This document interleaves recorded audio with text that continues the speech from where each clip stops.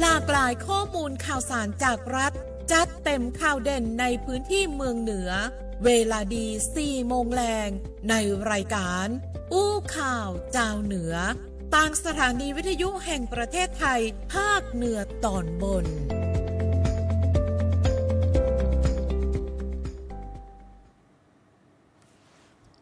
สวัสดีเจ้าทักทายคุณผู้ฟังที่ตามรับฟังทาง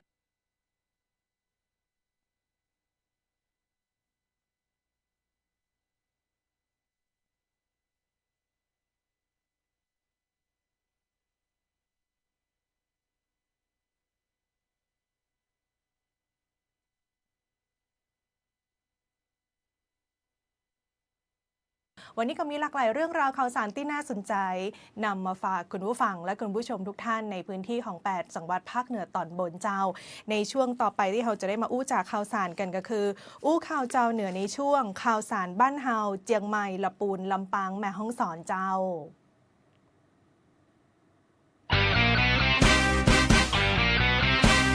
อู้ข่าวเจ้าเหนือช่วงข่าวสารบ้านเฮาเจียงใหม่ลำปูนลำปางแม่ฮ่องสอนสำหรับข่าวสารแรกที่นำมาฝากคุณผู้ชมคุณผู้ฟังกันนะเจ้าอยู่กันที่จังหวัดเจียงใหม่ทางด้านของกรมฝนหลวงและการบินเกษตรได้ส่งเครื่องบินซูเปอร์คิงแอร์350พร้อมเจ้าหน้าที่ขึ้นบินจากท่าอากาศยานพิษณุโลกมายังท่าอากาศยานนานาชาติเจียงใหม่เพื่อตรวจวัดคุณภาพอากาศและประเมินศักยภาพการระบายฝุ่นละอองประจำวันบริเวณท้องฟ้าจังหวัดเจียงใหม่และบริเวณโดยรอบภายหลังจากตรวจสอบสภาพอากาศแล้วได้ส่ง6ชุดปฏิบัติการ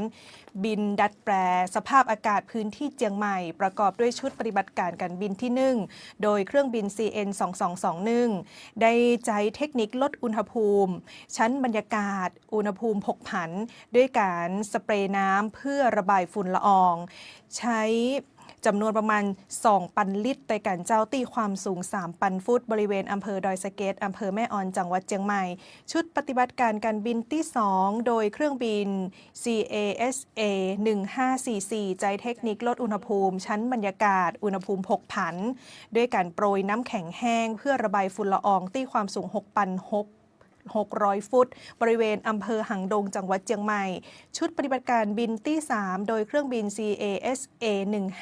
1547ใจเทคนิคลดอุณหภูมิชั้นบรรยากาศอุณหภูมิผกผันด้วยการโปรยน้ำแข็งแห้งเพื่อระบายฝุ่นละอองตีความสูง6ปัน600 ฟุตบริเวณอำเภอฮอดจังหวัดเชียงใหม่ชุดปฏิบัติการบินที่4โดยเครื่องบิน L2611 ใจเทคนิคลดอุณหภูมิชั้นบรรยากาศอุณหภูมิผกผันด้วยการโปรยน้ำแข็งแห้งเพื่อระบายฝุ่นละอองตีความสูง6,200 ฟุตบริเวณอำเภอฮอดจังหวัดเชียงใหม่ชุดปฏิบัติการบินที่5โดยเครื่องบิน L2612 ใจเทคนิคลดอุณหภูมิชั้นบรรยากาศอุณหภูมิผกผันด้วยการโปรยน้ำแข็งแห้งเพื่อระบายฝุ่นละอองตี้ความสูง 6,600 ฟุตบริเวณอำเภอหางดงจังหวัดเชียงใหม่และชุดปฏิบัติการการบินที่ 6 โดยเครื่องบิน BT-67 ใจเทคนิคลดอุณหภูมิชั้นบรรยากาศอุณหภูมิผกผันด้วยการโปรยน้ำแข็งแห้งเพื่อระบายฝุ่นละอองตี้ความสูงบริเวณอำเภอลี้จังหวัดลำพูนทั้งนี้หน่วยดัดแปลสภาพอากาศเชียงใหม่และพิษณุโลกได้ประชุมวางแผนปฏิบัติการบรรเทาปัญหาฝุ่นละอองขนาดเล็ก PM 2.5 พื้นที่ภาคเหนืออย่างต่อเนื่องจนกว่าสถานการณ์จะคลี่คลายเจ้าซึ่งแต่ละภาคส่วนนั้นก็เร่งดำเนินการเพราะว่าในหลายจังหวัดนั้นก็ประกาศภัยพิบัติฉุกเฉินกันไปแล้วนะเจ้าไปกันต่อที่ตังฝางกันพ่องเทศบาลตำบลเวียงฝางพลิกวิกฤตพลังงานเป็นโอกาสสร้างสุขเปิ้นจวนบุคลากรปั่นลดทีมายาการกันเจ้าเพื่อเป็นการลดการใช้พลังงานและก็ลดมลพิษตยนายทวีศักดิ์สุทธาเสนานายกเทศมนตรีตำบลเวียงฝางอำเภอฝางจังหวัดเชียงใหม่ก็ได้นำบุคลากรในสังกัดร่วมกันปั่นลดทีมายาการเพื่อลดการใช้พลังงานลดมลพิษทั้งนี้เนื่องจากในปัจจุบันที่ราคาน้ำมันเชื้อเพลิงมีความผันผวนแล้วก็ส่งผลกระทบโดยตรงต่อค่าครองชีพของประชาชนรวมไปถึงข้าราชการเทศบาลตำบลเวียงฝางเปิ้นก็เลยเล็งเห็นโอกาสอันดีเจ้าเอาช่วงเวลาที่เหมาะสมเนี่ยในการปรับเปลี่ยนพฤติกรรมโดยการเปลี่ยนวิกฤตให้เป็นโอกาสในการสร้างเสริมสุขภาพโดยได้เชิญชวนให้เจ้าหน้าที่และพนักงานที่มีที่พักอาศัยในละแวกใกล้เคียงหรือในระยะทางที่เหมาะสมเปลี่ยนจากการขี่รถเครื่องนะเจ้าหรือรถยนต์ส่วนตัวมาเป็นการปั่นรถถีบมายาการซึ่งจะช่วยลดทั้งภาระค่าใช้จ่ายเรื่องของน้ำมันเชื้อเพลิงและก็เป็นการออกกำลังกายคาร์ดิโอที่สม่ำเสมอตยนะเจ้าจอยให้ร่างกายนั้นแข็งแรงได้ลดบรรเทาเบาบางในเรื่องของความเครียดลงไปสร้างความตื่นตัวก่อนที่จะเริ่มลุยงานลดการปล่อยก๊าซคาร์บอนไดออกไซด์ลดมลพิษทางอากาศในเขตชุมชนเทศบาลตำบลเวียงฝางนอกจากนี้การรณรงค์ดังกล่าวยังช่วยลดความแออัดของพื้นที่จราจรภายในเทศบาลตวยและก็ยังเป็นการสร้างบรรยากาศการทำงานที่ผ่อนคลายและก็เป็นกันเองโดยทางเทศบาลก็พร้อมสนับสนุนและอำนวยความสะดวกในด้านจุดจอดรถถีบที่ปลอดภัยสร้างความมั่นใจให้กับเจ้าหน้าที่ที่เข้าร่วมโครงการเจ้าก็เป็นกิจกรรมที่น่าฮักขนาดเลยคุณผู้ชมคุณผู้ฟังเจ้าหันภาพบรรยากาศท่านใดอยากจะเห็นภาพบรรยากาศก็เข้ามาชมกันได้ที่ไลฟ์สดทางเพจของสวท.เชียงใหม่ AM 639 กิโลเฮิรตซ์เจ้าไปกันต่อกันที่จังหวัดลำพูนเจ้าไฟป่าลำพูนยังหนักเจ้าคุณผู้ชมคุณผู้ฟังทุกภาคส่วนนี่นะยังคงเดินหน้าดับไฟอย่างต่อเนื่องในหลายพื้นที่ได้มีการประกาศเขตพื้นที่ประสบสาธารณภัยและประกาศเขตให้ความช่วยเหลือผู้ประสบภัยพิบัติกรณีฉุกเฉินสำนักงานทรัพยากรธรรมชาติและสิ่งแวดล้อมจังหวัดลำพูนได้รายงานคุณภาพสรุปจุดความร้อนจากการตรวจจับผ่านดาวเทียมวันนี้มีประมาณ163จุดเจ้าในช่วงเวลาที่พบจุดความร้อนเจ้าหน้าที่สังกัดกรมอุทยานแห่งชาติสัตว์ป่าและพันธุ์พืชเจ้าหน้าที่สังกัดกรมป่าไม้องค์กรปกครองส่วนท้องถิ่นและภาคประชาชนได้ดำเนินการร่วมกันดับไฟในจุดที่พบการเผาอย่างต่อเนื่องเจ้าล่าสุดจังหวัดลำพูนได้มีการเผยแพร่ประกาศเขตพื้นที่ประสบสาธารณภัยและประกาศเขตให้ความช่วยเหลือผู้ประสบภัยพิบัติกรณีฉุกเฉินเหตุอัคคีภัยไฟป่าได้แก่อำเภอลี้2ตำบล11หมู่บ้านอำเภอแม่ทา4ตำบล11หมู่บ้านอำเภอบ้านโฮง4ตำบล28หมู่บ้านเจ้าเหตุสถานการณ์ฝุ่นละอองขนาดเล็ก PM 2.5 อำเภอลี้8ตำบล99หมู่บ้านก็คือทั้งอำเภอเลย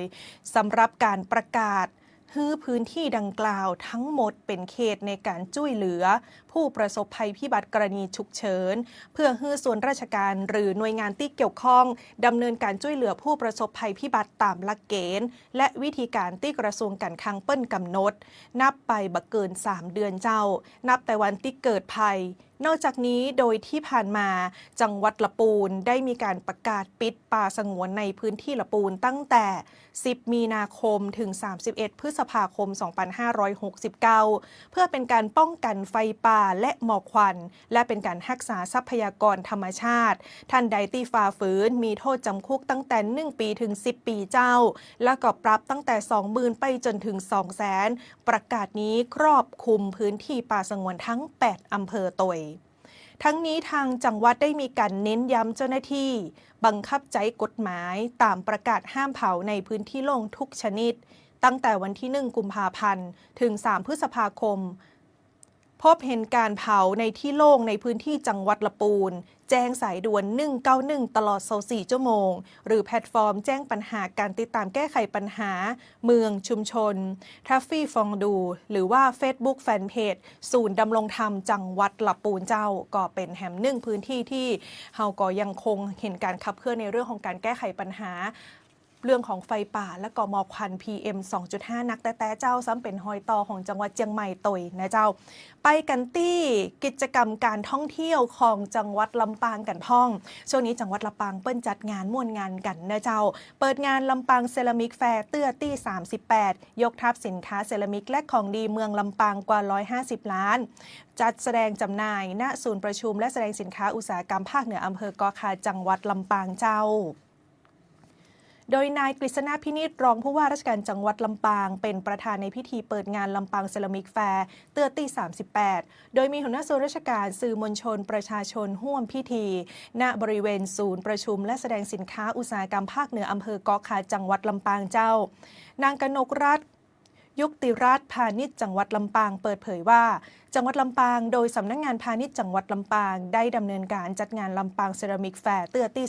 38โดยมีวัตถุประสงค์หลักเพื่อเพิ่มขีดความสามารถในการแข่งขันให้กับผู้ประกอบการได้สร้างงานสร้างรายได้เพิ่มมูลค่าการค้าและการลงทุนของจังหวัดเป็นการส่งเสริมการสร้างความเข้มแข็งของเครือข่ายธุรกิจแล้วก็รวมถึงการรวมกลุ่มทางธุรกิจที่เกี่ยวข้องบนของว่าคัสเตอร์เพิ่มช่องทางการตลาดแล้วก็สร้างโอกาสในการขยายตลาดสินค้าจังหวัดลำปางตึงในและก็ต่างประเทศรวมไปถึงเป็นการประชาสัมพันธ์สินค้าและแหล่งท่องเที่ยวของจังหวัดลำปางคือเป็นตีหูจักอย่างแพร่หลายเจ้า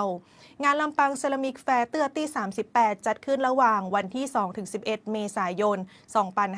2569 ตั้งแต่ช่วง 9 โมงเช้าไปจนถึง 1 ทุ่มที่บริเวณศูนย์ประชุมและแสดงสินค้าอุตสาหกรรมภาคเหนืออำเภอกอคาจังหวัดลำปางเป็นการส่งเสริมและยกระดับอุตสาหกรรมเซรามิกของจังหวัดลำปางซึ่งถือว่าเป็นของดีของเด่นที่สร้างชื่อเสียงให้จังหวัดลำปางซึ่งรวบรวมสินค้าจากโรงงานผู้ผลิตเซรามิกที่มีคุณภาพเอกลักษณ์เฉพาะตัวทั่วทั้งจังหวัดลำปางมาจัดแสดงและจำหน่ายภายในงานเจ้าบอกว่าจะเป็นเครื่องใช้บนโต๊ะอาหารของใช้ในบ้านเครื่องประดับของตกแต่งซึ่งสะท้อนให้หันความงดงามของศิลปะและอัตลักษณ์เอกลักษณ์ของจังหวัดลำปางรวมไปถึงสินค้าดีสินค้าเด่นของจังหวัดลำปางถ้าไปงานนี้แล้วบ่ได้ซื้อถ้วยกาไก่นะเจ้าก็ถือว่าไปงานบ่ถึง เพราะเป็นสัญลักษณ์เด่นแท้ๆเลยของจังหวัดลำปางนะเจ้าไปกันที่แม่ฮ่องสอนพ่องประเพณีขึ้นชื่อของจังหวัดแม่ฮ่องสอนปอยซางลองเจ้าขบวนแห่โคลูปอยซางลองแม่ฮ่องสอนปิกมายิ่งใหญ่สืบสานศรัทธาแห่งล้านนาแห่มเตือนึงเมื่อวันที่ 2 เมษายน 2569 ในช่วงเช้าบรรยากาศงานประเพณีปอยซางลองประจำปี 2569 ปิกมาคึกคักหนัวยิ่งใหญ่ขนาดเลยกับขบวนแห่โคลูหรือวันแห่ซางลองตีเต็มไปด้วยสีสันแห่งศรัทธาและพลังของพุทธศาสนิกชนในพื้นที่เจ้าซึ่งภายในงานเปิ้ลมีการจัดขบวนแห่ซางลองไปแวดเวียงเลยเจ้าคุณผู้ชมคุณผู้ฟังงดงามขนาดเลยเราจะหันภาพบรรยากาศตีละอ่อนประจายตีเข้าพิธีบรรพชาหรือซางลองเนี่ยจะนั่งบนบ่าของปู่ตี้ฮ้องว่าตาแปรซางลองแล้วก็ห้ามเอาเท้าเนี่ยแตะพื้นดินเด็ดขาดตลอดช่วงระยะเวลาของขบวนแห่ซึ่งเป็นเอกลักษณ์สำคัญตีเปิลได้สะท้อนถึงความบริสุทธิ์การเตรียมก้าวเข้าสู่ร่มกาสาวพัฒน์นะเจ้าแล้วก็การจัดขบวนในปีนี้เนี่ยนำโดยท่านผู้ว่าราชการจังหวัดแม่ฮ่องสอนท่านผู้ว่าวิบูลย์แววบัณฑิตพร้อมด้วยหัวหน้าส่วนราชการและพี่น้องประชาชนเปิดก็แต่งกายชุดชาติพันธุ์งดงามขนาดนะเจ้าสร้างความตื่นตาตื่นใจให้กับนักท่องเที่ยวแล้วก็คนที่เปิ้ลมาแอลพอทั้งนี้ประเพณีปอยซางลองนี่ถือเป็นวัฒนธรรมอันทรงคุณค่าของเจ้าไทยใหญ่ในจังหวัดแม่ฮ่องสอนตีได้สืบทอดกันมาเมื่อนานเจ้าคุณผู้ชมคุณผู้ฟังสะท้อนให้หันถึงความศรัทธาในพระพุทธศาสนาและก็ความห่วมแห่งห่วมใจกันของชุมชนในการอนุรักษ์ประเพณีท้องถิ่นให้คงอยู่สืบไปถ้าอู้ถึงซางลองหรือปอยซางลองแล้วก็ต้องไปต่างจังหวัดแม่ฮ่องสอนนะเจ้าแม่ฮ่องสอนยังมีของดีของเด่นแถมนักทั้งสถานที่ท่องเที่ยวและประเพณีที่งดงามโดยเฉพาะพ่อแม่พี่น้องชาติพันธุ์ไทย ใหญ่ที่เปิ้ลจะมีเสื้อผ้าที่เป็นเอกลักษณ์งดงามแต่เลยนะเจ้ายังอยู่กันที่แม่ฮ่องสอนแต่จะพาไปกันที่อำเภอแม่เสลียงเจ้าทางในอำเภอแม่เสลียงสั่งการด่วนนำกำลังอสเร่งสกัดไฟป่ารอบศูนย์พัฒนาเด็กเล็กเทศบาลตำบลเมืองยวมไต้นายวรศักดิ์พานทองในอำเภอแม่เสลียงสั่งการยกระดับมาตรการเฝ้าระวังไฟป่าหลังได้รับรายงานเหตุไฟลุกลามเข้าใกล้เขตชุมชนโดยมอบหมายให้สมาชิกอสและชุดดับไฟป่ารวมกำลังพล10 นายด้วยกันเข้าปฏิบัติการร่วมกับเจ้าหน้าที่เทศบาลตำบลเมืองยวมไต้ซึ่งเจ้าหน้าที่ตรวจพบไฟลุกไหม้ในเขตป่าชุมชนตำบลแม่เสลียงซึ่งห่างจากศูนย์พัฒนาเด็กเล็กเทศบาลตำบลเมืองยวมไต้ประมาณ170 เมตรตะอันเจ้าในช่วงที่มีค่าฝุ่น PM 2.5 สูงเกินค่ามาตรฐานในอำเภอจึงกำชับให้เร่งดับไฟเพื่อป้องกันอันตรายที่จะมีต่อศูนย์พัฒนาเด็กเล็กและประชาชนในพื้นที่การสนที่กำลังเตือนนี้นะเจ้าเป็นการปฏิบัติหน้าที่โดยกำลังพล10 นายอสและชุดดับไฟป่าได้มีการนำอุปกรณ์เครื่องเป่าลมเข้าตะลุยพื้นที่ชั้นในเพื่อไปดับไฟและทำแนวกันไฟอย่างเร่งด่วนในจุดตีลดน้ำเข้าบัดถึงเจ้าหน้าที่เทศบาลตำบลเมืองยวมไต้สนับสนุนลดน้ำและกำลังเจ้าหน้าที่ฉีดพ่นสกัดบริเวณริมทางแล้วก็เพื่อควบคุมเขตเพลิงโดยทั้งนี้การประสานความร่วมมือระหว่างหน่วยงานเจ้าหน้าที่สามารถควบคุมสถานการณ์และดับไฟได้การปฏิบัติภารกิจเป็นไปด้วยความราบรื่นและเรียบร้อยบ่มีทรัพย์สินของทางราชการหรือชุมชนที่ได้รับความเสียหายเจ้าสำหรับในช่วงนี้นะเจ้าก็เป็นข่าวสารบ้านเฮาจากเจียงใหม่ลำพูนลำปางแม่ฮ่องสอนในช่วงหน้าจะพาทุกท่านไปติดตามข้อมูลข่าวสารที่เป็นประโยชน์ในพื้นที่ของเจียงไฮ้พะเยาแปะหนานเจ้าอู้ข่าวเจ้าเหนือช่วงข่าวสารบ้านเฮาเจียงไฮ้พะเยาแปะนานข่าวเจ้าเหนือข่าวสารบ้านเฮาเจียงไฮ้พะเยาแปะหนานปาไปกันตีจังหวัดเจียงไฮ้เจ้าคุณผู้ชมคุณผู้ฟังเทศบาลนครเจียงไฮ้เปิดคลีนรูมช่วยเหลือวิกฤตฝุ่นให้กับพี่น้องประชาชนที่บ่มีเครื่องฟอกอากาศพร้อมมีการนำร่องโครงการวิจัยส่วนลดฝุ่นเจ้าตะวานี่ที่สวนตุงและโคมนครเจียงไฮ้อำเภอเมืองจังหวัดเจียงไฮ้ในวันชัยจงสุทธานามณีนายกเทศมนตรีนครเจียงไฮ้เป็นประธานประชุมหารือแนวทางแก้ไขปัญหาฝุ่นละออง PM 2.5 หลังสถานการณ์ยังเกินค่ามาตรฐานและส่งผลกระทบต่อสุขภาพประชาชนโดยเทศบาลนครเจียงไฮ้เดินหน้ามาตรการเชิงรุกทั้งควบคุมแหล่งกำเนิดฝุ่นและดูแลกลุ่มเสี่ยงอย่างใกล้ชิดเจ้าก็ได้มีการเปิดเผยว่าเทศบาลนครเจียงไฮ้ได้ดำเนินโครงการเคาะประตูบ้านโดยกองการแพทย์ร่วมกับอสม.ลงพื้นที่ให้ความรู้และก็แจกหน้ากากอนามัยแก่พี่น้องประชาชนโดยเฉพาะผู้ป่วยใน7กลุ่มโรคสำคัญเพื่อลดความเสี่ยงฝุ่นละอองขณะเดียวกันยังเร่งยกระดับพื้นที่ปลอดภัยสำหรับเด็กและเยาวชนด้วยการติดตั้งระบบฟอกอากาศในห้องเรียนปลอดฝุ่นครบทั้ง8แห่งพร้อมพัฒนาห้องสมุดปลอดฝุ่นซึ่งก็มีพื้นที่ที่ปลอดภัยจากมลพิษทางอากาศนะเจ้าสำหรับส่วนสาธารณะเทศบาลนครเจียงไฮ้ก็นำร่องโครงการวิจัยของกระทรวงอุดมศึกษาโดยได้ติดตั้งจุดพ่นละอองน้ำภายในสวนตุงและโคมช่วยลดฝุ่นและเพิ่มความชุ่มชื้นในอากาศโดยเฉพาะช่วงค่าฝุ่นสูงพร้อมผลักดันให้เป็นส่วนสาธารณะลดฝุ่นเจ้านอกจากนี้จังหวัดเจียงไฮ้ยังคงบังคับใจมาตรการห้ามเผาในที่โล่งอย่างเข้มงวดระหว่างวันที่14กุมภาพันธ์ถึง10พฤษภาคม2569โดยเทศบาลนครเจียงไฮ้ยังร่วมกันตรวจสอบและบังคับใช้กฎหมายอย่างต่อเนื่องเพื่อลดแหล่งกำเนิดฝุ่นในระยะยาวนะเจ้าซึ่งก็ถือได้ว่าเป็นการขับเคลื่อนงานอย่างบูรณาการร่วมกับหน่วยงานด้านวิทยาศาสตร์และเครือข่ายที่เกี่ยวข้องพัฒนาสวนตุงและโคมให้เป็นต้นแบบด้านสิ่งแวดล้อมผสานนวัตกรรมเทคโนโลยีและธรรมชาติพร้อมเพิ่มพื้นที่สีเขียวรองรับการพัฒนาสู่สปอร์ตซิตี้และการ์เด้นซิตี้อย่างยั่งยืนนะเจ้าก็เป็นมีในเรื่องของการขับเคลื่อนนะเจ้าการทดลองในพื้นที่สวนตุงและโคมของเทศบาลนครเจียงไฮ้ซึ่งถือได้ว่าเป็นพื้นที่ที่มีความหนาแน่นของต้นไม้ค่อนข้างนักเมื่อนำระบบพ่นละอองน้ำขนาดเล็กมาใช้เพราะว่าสามารถช่วยปรับคุณภาพอากาศให้ดีขึ้นในระดับหนึ่งเลยโดยเฉพาะในช่วงเวลาที่ค่าฝุ่นสะสมสูงทั้งนี้ประสิทธิภาพของวิธีการดังกล่าวนะเจ้าก็ขึ้นอยู่กับปัจจัยแวดล้อมบอกว่าจะเป็นความเร็วลมความชื้นสัมผัสและความหนาแน่นของพืชพันธุ์ในพื้นที่ตยนะเจ้า ไปกันต่อที่จังหวัดพะเยาเจ้าคุณผู้ชมคุณผู้ฟังที่จังหวัดพะเยาเปิ้นประกาศจังหวัดเป็นพื้นที่ประสบสาธารณภัยสั่งการทุกหน่วยเร่งช่วยเหลือพี่น้องประชาชนเจ้าแต่ว่านี่นายสมศักดิ์แก้วเสนารองผู้ว่าราชการจังหวัดพะเยาปฏิบัติราชการแทนผู้ว่าราชการจังหวัดในฐานะผู้อำนวยการจังหวัดพะเยาได้ลงนามประกาศในพื้นที่ทั้ง9อำเภอของจังหวัดพะเยาเป็นพื้นที่ประสบสาธารณภัยเนื่องจากสถานการณ์อัคคีภัยไฟป่าและวิกฤตฝุ่นละอองขนาดเล็ก PM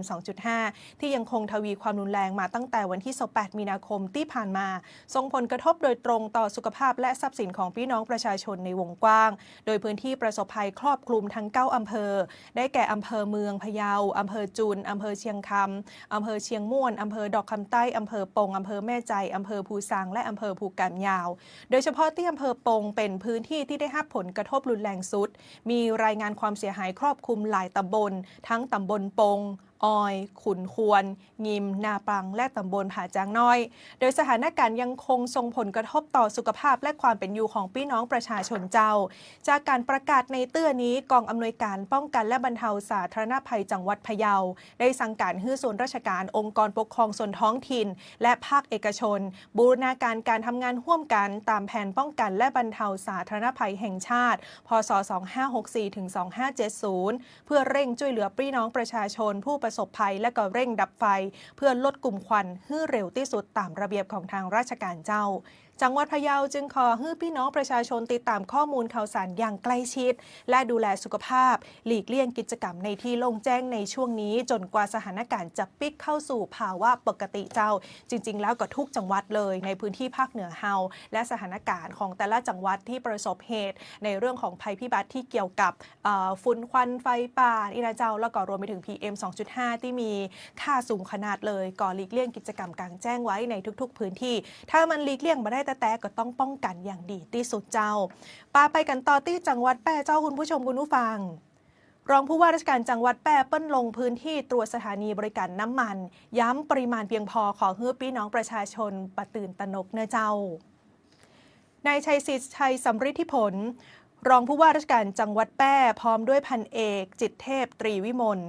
รองผู้อำนวยการรักษาความมั่นคงภายในจังหวัดแพร่ฝ่ายทหารนายวันชัยที่หงษาพลังงานจังหวัดแพร่และเจ้าหน้าที่ที่เกี่ยวข้องลงพื้นที่ตรวจเยี่ยมสถานีบริการน้ำมัน PTT Station ในเครือเอปิโตรเลียมอำเภอสูงเม่นและสถานีบริการน้ำมันบางจากบริษัทพัฒนาลิขิตพลังงานจำกัดอำเภอเมืองแพร่เพื่อตรวจสอบและก่อให้ทราบข้อมูลด้านการบริการน้ำมันแก่พี่น้องประชาชนและผู้ที่เดินทางในช่วงสัปดาห์นี้เจ้าเพื่อสร้างความมั่นอกมั่นใจให้กับพี่น้องประชาชนเกี่ยวกับสถานการณ์น้ำมันเชื้อเพลิงในพื้นที่จังหวัดแพร่โดยการตรวจสอบก็พบว่าในภาพรวมนั้นปริมาณน้ำมันเชื้อเพลิงยังคงเพียงพอพี่น้องประชาชนบ่ได้ตื่นตระหนกตกใจกันเนอะรองผู้ว่าราชการจังหวัดแพร่ก็ขอให้พี่น้องประชาชนนั้นมั่นใจในระบบบริหารจัดการและบ่ตื่นตระหนกเจ้าเนื่องจากปริมาณน้ำมันยังคงเพียงพอรองรับความต้องการของพี่น้องประชาชนอย่างต่อเนื่องโดยเฉพาะอย่างยิ่งในช่วงเทศกาลปีใหม่เมืองที่กำลังจะมาถึงนี้เจ้าทั้งนี้แล้วนะเจ้าพี่น้องประชาชนสามารถตรวจสอบข้อมูลปริมาณน้ำมันในพื้นที่ได้จากสำนักงานพลังงานจังหวัดแพร่หรือแอปพลิเคชัน Firo Now เจ้าไปกันต่อที่จังหวัดน่านเจ้าคุณผู้ชมคุณผู้ฟังไปงานบุญกันพ่องเจ้าจังหวัดน่านจัดพิธีทอดพระป่าสมทบกองทุนพัฒนาเด็กชนบทในพระราชูปถัมภ์ประจำปี 2569 ระดมทุนช่วยเหลือเด็กยากจนและด้อยโอกาสในพื้นที่วันนี้เวลาช่วงเจ้า9 โมงเจ้าที่พุทธสถานเมตตาธรรมานุสรณ์วัดมิ่งเมืองอำเภอเมืองน่านในชัยนรงค์วงใหญ่ผู้ว่าราชการจังหวัดน่านเป็นประธานในพิธีทอดพระป่าสมทบกองทุนพัฒนาเด็กชนบทในพระราชูปถัมภ์สมเด็จพระเทพรัตนราชสุดาสยามบรมราชกุมารีโดยมีพระสุนทรมุนีรองเจ้าคณะจังหวัดน่านพร้อมด้วยหัวหน้าส่วนราชการภาคเอกชนและประชาชนเข้าร่วมงานสำหรับกองทุนพัฒนาเด็กชนบทจัดตั้งขึ้นเพื่อช่วยเหลือเด็กแรกเกิดถึง6 ปีที่ครอบครัวยากจนและด้อยโอกาสคือได้รับการพัฒนาอย่างเหมาะสมทั้งด้านร่างกายจิตใจและสติปัญญาโดยในปีนี้ ในปีงบประมาณ 2569 จังหวัดน่านได้มอบทุนช่วยเหลือให้กับเด็กจำนวน 307 ทุนละ 1,500 บาทรวมเป็นเงิน 465,000 บาทเจ้าขณะที่การทอดผ้าป่าในเตื้อนี้มีผู้มีจิตศรัทธาร่วมบริจาคสมทบกองทุนรวมทั้งสิ้นกว่า 210,000 บาทแต่กันเจ้าเพื่อนำไปใช้สนับสนุนและพัฒนาคุณภาพชีวิตละอ่อนในพื้นที่ผู้ว่าราชการจังหวัดน่านกล่าวว่าการจัดกิจกรรมในเตื้อนี้สะท้อนให้เห็นถึงความร่วมมือของทุกภาคส่วนที่ร่วมกันส่งต่อโอกาสให้กับละอ่อนในชนบทได้เติบโตอย่างมีคุณภาพและขอบคุณทุกภาคส่วนที่ร่วมกันทำบุญในเตื้อนี้ทั้งนี้รายได้ทั้งหมดจากการทอดผ้าป่าจะนำเข้าสมทบกองทุนพัฒนาเด็กชนบทจังหวัดน่านและกองทุนส่วนกลางเพื่อช่วยเหลือเด็กที่ขาดแคลนอย่างต่อเนื่องเจ้าและนี่ก็คือข้อมูลข่าวสารที่นำมาฝากกันในรายการอู้ข่าวเจ้าเหนือวันศุกร์ที่ 3 เมษายน 2569 โดยทางทีมงานของสวท.เจียงใหม่ของเฮาเป็นแม่ข่ายในช่วงต่อไปนะเจ้าทุกท่านจะได้รับชมและรับฟังรายการใต้ร่มพระบารมีพระพันปีหลวงวันนี้ทีมงานของสวท.เจียงใหม่เฮาลาไปก่อนสวัสดีเจ้า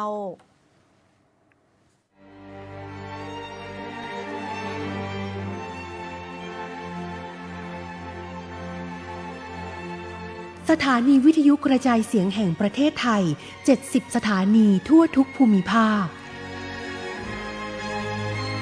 เสนอรายการใต้ร่มพระบารมีพระพันปีหลวง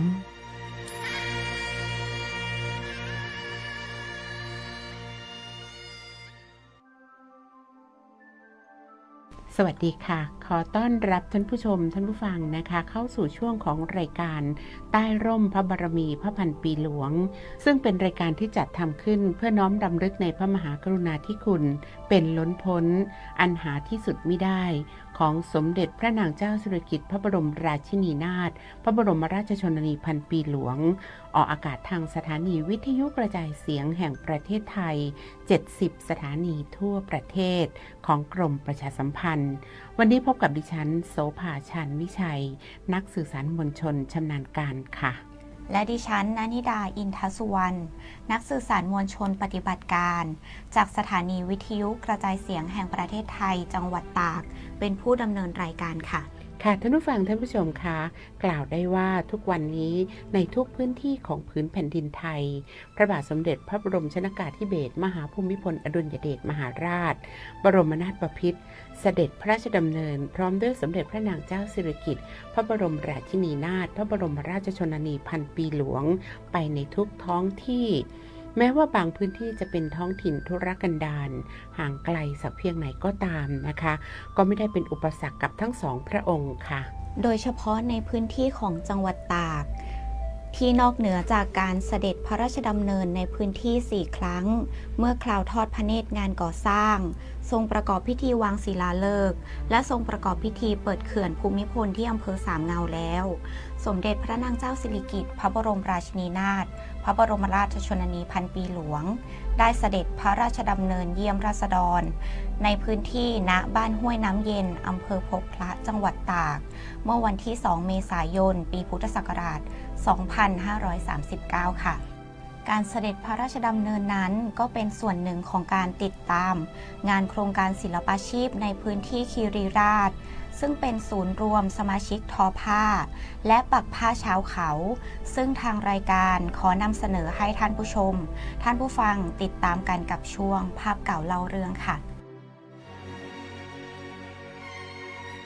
ช่วงภาพเก่าเล่าเรื่อง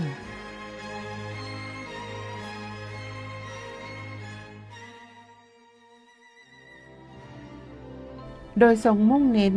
พัฒนาคุณภาพชีวิตของชาวเขาและมีพระราชดำริที่จะส่งเสริมอาชีพงานศิลปาชีพเพื่อช่วยเหลือราษฎรในพื้นที่ให้มีรายได้โดยได้จัดตั้งกลุ่มปลูกหม่อนเลี้ยงไหมกลุ่มทอผ้าใยกันชงขึ้นพร้อมทั้งได้พระราชทานเงินให้ก่อสร้างอาคารโรงทอผ้า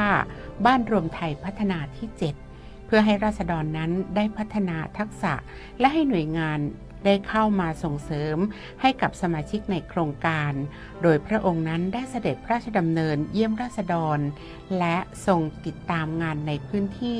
เป็นประจำทุกๆปีค่ะ ท่านผู้ฟังท่านผู้ชมคะ สมเด็จพระนางเจ้าสิริกิติ์พระบรมราชินีนาถพระบรมราชชนนีพันปีหลวงทรงสนพระราชหฤทัยและทรงมีสายพระเนตรที่ยาวไกลในการส่งเสริมให้ราษฎรมีอาชีพและรายได้เสริมจากการทอผ้าและปักผ้าทรงมีพระราชดำรัสเรื่องการเลี้ยงไหมมีใจความสำคัญคือการเลี้ยงไหมนอกจากจะเป็นการเสริมรายได้ให้แก่เกษตรกรแล้วยังเป็นวัฒนธรรมอันเก่าแก่และดีงามของชาติไทยที่สืบต่อกันมานานอีกด้วยไม่ว่าเศรษฐกิจของประเทศจะเป็นอย่างไรการพัฒนาการเลี้ยงไหมก็ต้องดำเนินต่อไปพระองค์ทรงมุ่งเน้นการอนุรักษ์ภูมิปัญญาผ้าไทยโดยเฉพาะผ้าไหมไทยนะคะให้คงอยู่คู่ชาติควบคู่ไปกับการยกระดับคุณภาพชีวิตและเพิ่มรายได้ให้แก่เกษตรกรดังนั้นจึงทำให้เกิดศูนย์หม่อนไหมเฉลิมพระเกียรติจังหวัดตากขึ้นเพื่อเป็นการส่งเสริมอนุรักษ์ประเพณีวิถีชีวิตสร้างวัฒนธรรมภูมิปัญญาด้านหม่อนไหมให้คงอยู่และต่อยอดการใช้ประโยชน์ส่งเสริมและพัฒนาอาชีพด้านหม่อนไหมให้กับเกษตรกรโดยทั่วไปและพื้นที่โครงการพระราชดำริในเขตภาคเหนือเป็นการยกระดับคุณภาพชีวิตของเกษตรกรและผู้ประกอบการให้มีความมั่นคงในอาชีพใหม่ๆประสานความร่วมมือในการพัฒนาส่งเสริมการตลาดและการจัดหาสินค้าด้านหม่อนไหมผลิตภัณฑ์แปรรูปอย่างครบวงจรค่ะ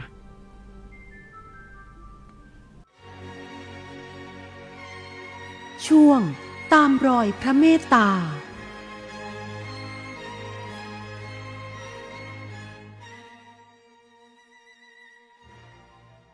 สวัสดีค่ะอัญชลีโพดีค่ะผู้อำนวยการศูนย์หม่อนไหมเฉลิมพระเกียรติตากค่ะก็ในวันนี้นะคะก็ได้รับมอบหมายจากท่านอธิบดีกรมหม่อนไหมค่ะนายสรัญยูภูลาภค่ะซึ่งได้มอบหมายให้นำเสนอในเรื่องของพระราชกรณียกิจด้านหม่อนไหมค่ะซึ่งในส่วนของศูนย์หม่อนไหมเฉลิมพระเกียรติตากของเรานะคะก็มีภารกิจนะคะในเรื่องของการส่งเสริมอาชีพด้านหม่อนไหมแบบครบวงจรค่ะตั้งแต่ต้นน้ำกลางน้ำและก็ปลายน้ำค่ะกรมหม่อนไหมเราซึ่งตั้งโดยพระราชดำริของสมเด็จพระนางเจ้าสิริกิติ์พระบรมราชินีนาถพระบรมราชชนนีพันปีหลวงนะคะซึ่งพระองค์ท่านนะคะก็มีพระมหากรุณาธิคุณค่ะเพื่อที่จะทำภารกิจในการส่งเสริมอาชีพหม่อนไหมนะคะครบทั้งระบบค่ะในส่วนของศูนย์หม่อนไหมเรานะคะก็มีภารกิจตั้งแต่การปลูกหม่อนเลี้ยงไหมค่ะแล้วก็ในเรื่องของการเพาะขยายพันธุ์หม่อนพันธุ์ไหมค่ะเพื่อที่จะนำไปส่งเสริมแล้วก็แจกจ่ายให้กับเกษตรกรนะคะทั้งในส่วนของจังหวัดตากของเรานะคะจังหวัดกำแพงเพชรจังหวัดพิจิตรและก็จังหวัดนครสวรรค์ค่ะซึ่งก็เป็นพื้นที่ที่ศูนย์หม่อนไหมตากของเรารับผิดชอบนะคะนอกจากจะส่งเสริมให้กับเกษตรกรเพื่อที่จะสร้างอาชีพนะคะแล้วก็สร้างรายได้ให้กับเกษตรกรแล้วนะคะเรายังมีการส่งเสริมแล้วก็สืบสานภูมิปัญญานะคะซึ่งเราก็มีโครงการทายาทหม่อนไหมค่ะเราก็ได้เผยแพร่ภูมิปัญญาด้านการปลูกหม่อนเลี้ยงไหมไปยังเยาวชนแล้วก็นักเรียนนะคะในพื้นที่โดยเฉพาะในพื้นที่จังหวัดตากของเรานะคะก็ได้มีการถ่ายทอดไปยังนักเรียนหลายโรงเรียนนะคะอย่างเช่นโรงเรียนโมโกวิทยาค่ะโรงเรียนตชด.บ้านแพะค่ะแล้วก็ในส่วนของงานที่พระพันปีหลวงของเราได้ทรงตั้งขึ้นนะคะก็คือโครงการศิลปาชีพค่ะซึ่งศิลปาชีพที่จังหวัดตากของเราก็มีในส่วนของโครงการศิลปาชีพที่พบพระค่ะแล้วก็ที่ศิลปาชีพที่มะโอโคอุ้งผางค่ะซึ่งในส่วนของกรมหม่อนไหมเรานะคะก็ได้สืบสานพระราชปณิธานของพระองค์ท่านนะคะในเรื่องของการส่งเสริมการเพาะเลี้ยงไหมนะคะแล้วก็ส่งให้กับเกษตรกรแล้วก็ให้เกษตรกรสามารถที่จะเลี้ยงไหมแล้วก็สาวเส้นไหมเพื่อที่จะส่งเส้นไหมให้กับกองศิลปาชีพค่ะส่วนของมะโอโคะนะคะก็จะเป็นการทอผ้านะคะซึ่งในปัจจุบันนะคะก็คือเกษตรกรเขาก็จะทอผ้าโดยใช้ไหมประดิษฐ์นะคะแต่ปัจจุบันนะคะศูนย์หม่อนไหมเรานะคะก็ได้เข้าไปส่งเสริมแล้วก็ถ่ายทอดให้เขาใช้เส้นไหมนะคะเพื่อที่จะทอผสมกับเส้นใยที่เขาใช้อยู่นะคะก็จะเป็นการเพิ่มมูลค่านะคะแล้วก็เพิ่มความหลากหลายของผลิตภัณฑ์นะคะแล้วก็สามารถที่จะจำหน่ายให้กับในพื้นที่นะคะหรือว่าอาจจะส่งผ ลิตภัณฑ์จากผ้านะคะให้กับศิลปาชีพได้ด้วยค่ะ ซึ่งก็จะเป็นการสืบสารงานของพระองค์ท่านในเรื่องของการสร้างงานสร้างอาชีพ แล้วก็ให้เกษตรกรนะคะมีอาชีพและรายได้ที่มั่นคงยั่งยืนค่ะ ซึ่งในส่วนของงานด้านหม่อนไหมของเรานะคะก็ได้ดำเนินกิจกรรมด้านหม่อนไหมแล้วก็มีในเรื่องของตานกยูงพระราชทานนะคะซึ่งเป็นที่ทราบกันดีว่าเวลาที่พระองค์ท่านเสด็จเยือนต่างประเทศนะคะพระองค์ท่านก็จะสวมใส่ชุดผ้าไหมนะคะเพื่อเผยแพร่ผ้าไหมของไทยนะคะซึ่งพระองค์ท่านได้มอบเครื่องหมายสัญลักษณ์ตานกยูงพระราชทานค่ะเพื่อที่จะยืนยันได้ว่าเป็นผ้าไหมแท้ค่ะซึ่งก็จะมี4ดวงตาด้วยกันนะคะก็คือตานกยูงพระราชทานสีทองสีเงินสีน้ำเงินแล้วก็สีเขียวค่ะซึ่งในแต่ละตาก็จะมีกระบวนการแล้วก็ขั้นตอนในเรื่องของผ้าค่ะแตกต่างกันค่ะแต่ว่าก็จะเป็นเครื่องหมายที่ให้ผู้บริโภคค่ะมั่นใจว่าใช้ผ้าไหมไทยแท้นะคะแล้วก็ผลิตในประเทศไทยค่ะแล้วก็ที่สำคัญก็คือสีไม่ตกด้วยค่ะในส่วนของศูนย์มั่นไหมเฉลิมพระเกียรติเรานะคะก็ยินดีให้เข้ามาเยี่ยมชมนะคะเพราะว่าในส่วนของศูนย์มั่นไหมเฉลิมพระเกียรติตากเรานะคะก็มีจุดเรียนรู้ด้านหม่อนไหมทั้งหมดอยู่12จุดด้วยกันค่ะซึ่งก็เริ่มตั้งแต่ฐานการเรียนรู้เรื่องการปลูกหม่อนค่ะการเลี้ยงไหมนะคะการสาวเส้นไหมการฟอกย้อมสีธรรมชาตินะคะแล้วก็การทอผ้าท่านไหนสนใจนะคะก็สามารถติดต่อทางศูนย์มั่นไหมเฉลิมพระเกียรติตากของเราได้นะคะผ่านทาง Facebook ของศูนย์มั่นไหมเฉลิมพระเกียรติตากได้เลยค่ะเราก็ยินดีต้อนรับแล้วก็เปิดให้เข้าชมในวันเวลาราชการค่ะก็คือวันจันทร์ถึงศุกร์ค่ะท่านผู้ฟังท่านผู้ชมคะจากพระเมตตาและพระมหากรุณาธิคุณของสมเด็จพระนางเจ้าสิริกิติ์พระบรมราชินีนาถพระบรมราชชนนีพันปีหลวงผ่านศูนย์หม่อนไหมเฉลิมพระเกียรติตากคือการพลิกฟื้นอาชีพการปลูกหม่อนเลี้ยงไหมซึ่งเป็นภูมิปัญญาไทยให้กลายเป็นอาชีพที่มั่นคงสร้างรายได้เสริมและคุณภาพชีวิตที่ดีให้แก่เกษตรกรในพื้นที่จังหวัดตากและพื้นที่ใกล้เคียงสืบสานวัฒนธรรมผ้าไหมไทยให้ยั่งยืนด้วยการถ่ายทอดความรู้เรื่องการปลูกหม่อนเลี้ยงไหมการทอผ้าไหมที่มีลวดลายเป็นเอกลักษณ์และมีการต่อยอดผลิตภัณฑ์จากรังไหมเป็นการยกระดับและเปลี่ยนแปลงวิถีชีวิตชาวบ้านให้มีความเป็นอยู่ที่ดีขึ้นจากรายได้การขายรังไหมและผ้าไหมไทยจนสามารถประกอบอาชีพและเลี้ยงครอบครัวมาจนถึงทุกวันนี้ที่เป็นการสานต่อพระราชปณิธานรายละเอียดเป็นอย่างไรไปติดตามกันนะคะกับช่วงสานต่อพระราชปณิธานค่ะซึ่งเราจะพาท่านผู้ชมท่านผู้ฟังไปพบกับนางมาลัยบุญคงหรือป้าบัวอายุ60ปีอยู่ที่ตำบลเชียงทองอำเภอวังเจ้าที่เคยได้เฝ้ารับเสด็จสมเด็จพระนางเจ้าสิริกิติ์พระบรมราชินีนาถพระบรมราชชนนีพันปีหลวงจนทำให้เกิดความตั้งใจที่จะประกอบอาชีพนี้ตลอดไปและว่าที่ร้อยตรีหญิงสุภานียุทธนาวิราชซึ่งเป็นชนเผ่านะคะอยู่ที่ตำบล30,000อำเภอแม่ระมาดจังหวัดตากเห็นแม่ทอผ้าแล้วเกิดความรักในเรื่องของการทอผ้าจึงได้ฝึกหัดและทอผ้ามาจนถึงทุกวันนี้เดี๋ยวเราไปติดตามในรายละเอียดกันค่ะช่วงสานต่อพระราชปณิธาน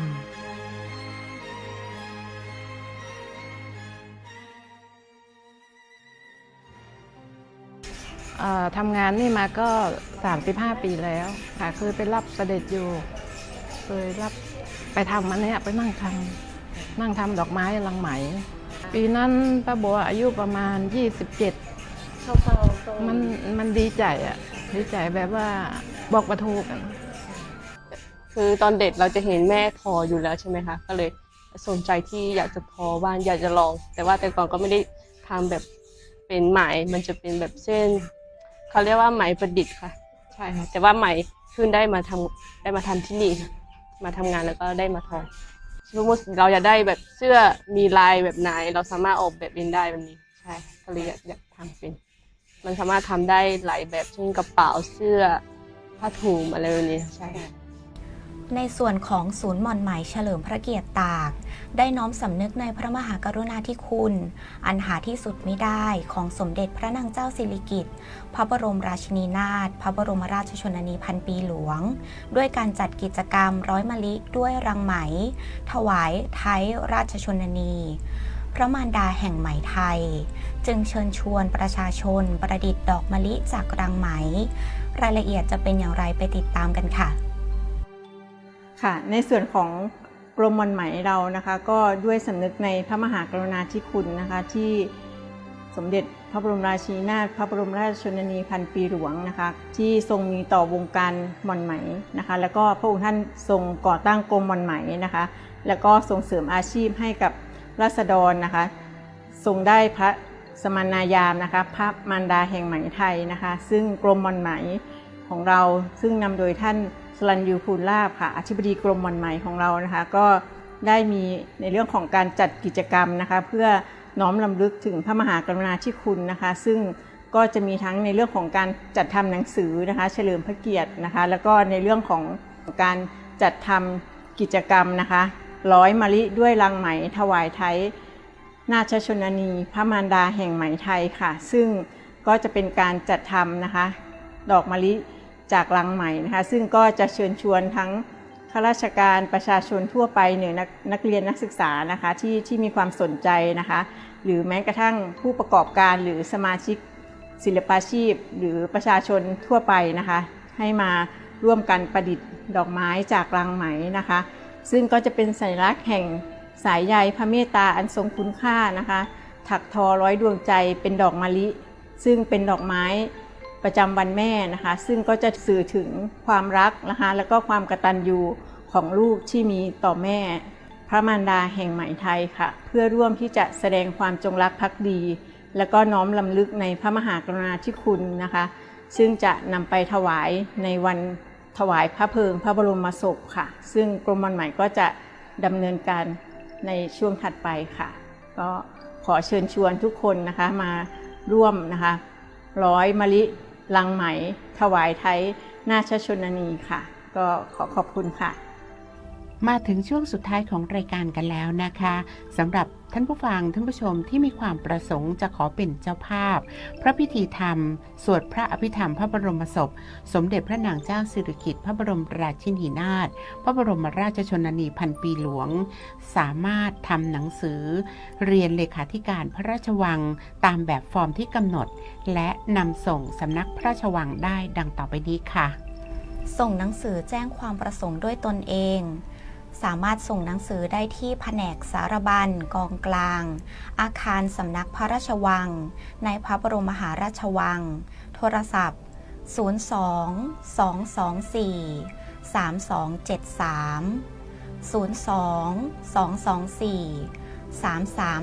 02-224-3333 และ 02-623-5500 ต่อ 2121 ถึง 2129 หรือจะเป็นการส่งหนังสือแจ้งความประสงค์ทางไปรษณีย์ตามที่อยู่ดังต่อไปนี้นะคะ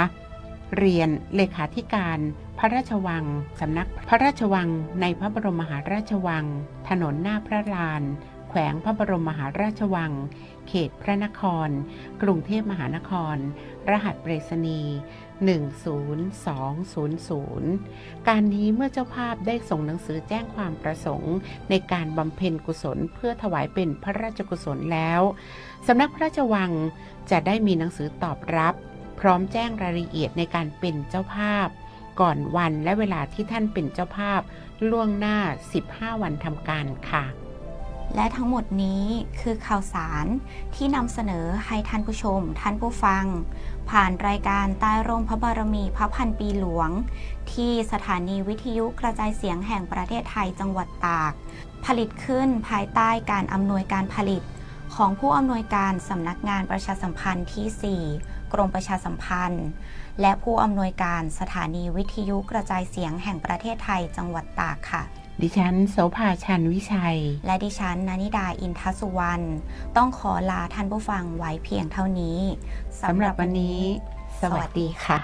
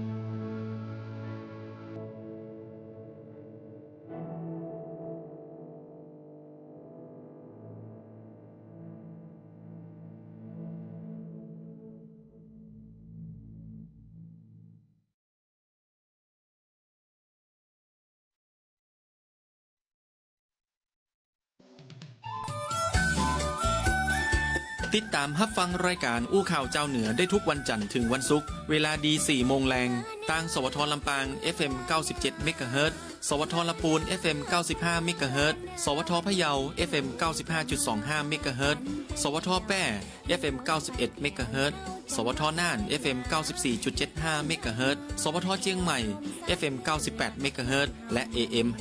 639 กิโลเฮิรตซ์สวทฝาง FM 89.25 เมกะเฮิรตซ์สวทเจียงไฮ้ FM 95.75 เมกะเฮิรตซ์สวทแม่ฮ่องสอน FM 104 เมกะเฮิรตซ์สวทแม่เสรียง FM 90.5 เมกะเฮิรตซ์และสวทเพื่อการเรียนรู้และเตือนภัยภาคเหนือ AM 549 กิโลเฮิรตซ์และเพจ Facebook ของแต่ละสถานีเนอร์ครับ ไปกันที่เมืองลำปางไปกันที่เมืองลำปางเครื่องปั้นลือน้ำถ้วยชามกาไก่นั่งรถมาไปแอวบ้านชมเมืองฝึกจางลือเรื่องบ้านเมืองศรัทธาพากันไหว้สาพระธาตุลำปางหลวงกำจุนหนุนดวงรุ่งเรืองหน้าที่ของฝากมากมีแวะตีต้มเกวียนเจิญท่านแวะเวียนถนนคนเดินกองตา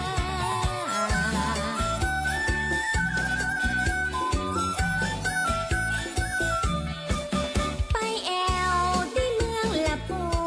นไปแอวที่เมืองละปูนเมืองแห่งนักบุญครูบาศรีวิชัยและไปสาวัยวัดจามเทวีเอกสัตรีผู้คนศรัทธาพระรอดนั้นนาเป็นที่เรื่องลือปกปักษามีโชคมีใจกระเทียมลำใหญ่ผลผลิตมากมีเมืองถิ่นดินดีประเพณีงดงาม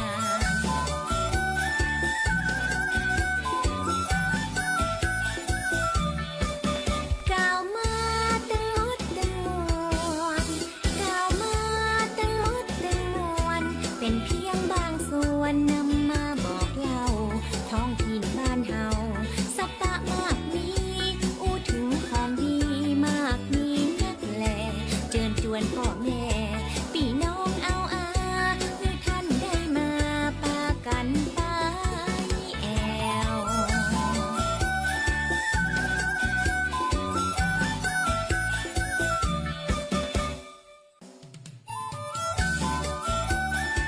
ติดตามรับฟังรายการอู้ข่าวเจ้าเหนือได้ทุกวันจันทร์ถึงวันศุกร์เวลาดี 4 โมงแรงทางสวทลำปาง FM 97 เมกะเฮิรตซ์สวทลำพูน FM 95 เมกะเฮิรตซ์สวทพะเยา FM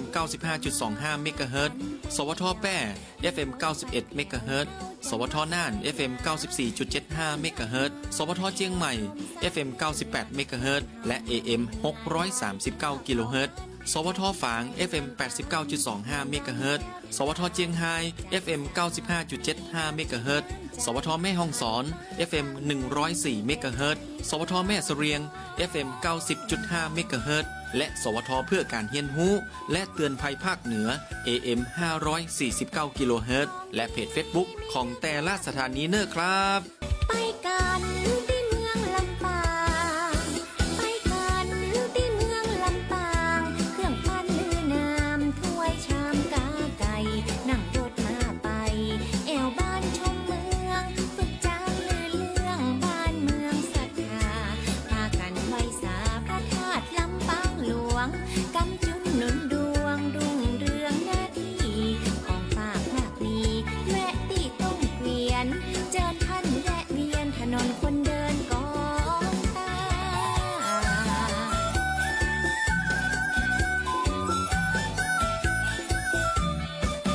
ไปแอวที่เมืองละปูนไปแอวที่เมืองละปูนเมืองแห่งนักบุญครูบาศรีวิชัยและไปสาวัยวัดจามเทวีเอกสัตรีผู้คนศรัทธาพระรอดนั้นนาเป็นที่เรื่องลือปกปักษามีโชคมีใจกระเทียมลำใหญ่ผลผลิตมากมีเมืองถิ่นดินดีประเพณีงดงาม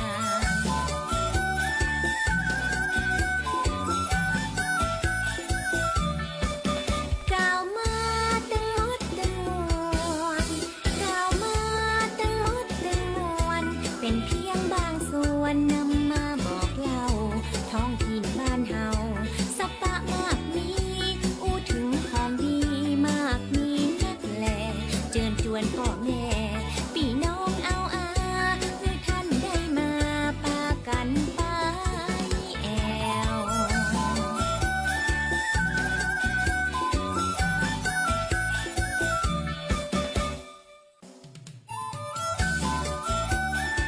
ติดตามรับฟังรายการอู้ข่าวเจ้าเหนือได้ทุกวันจันทร์ถึงวันศุกร์เวลาดี4 โมงแรงทางสวทล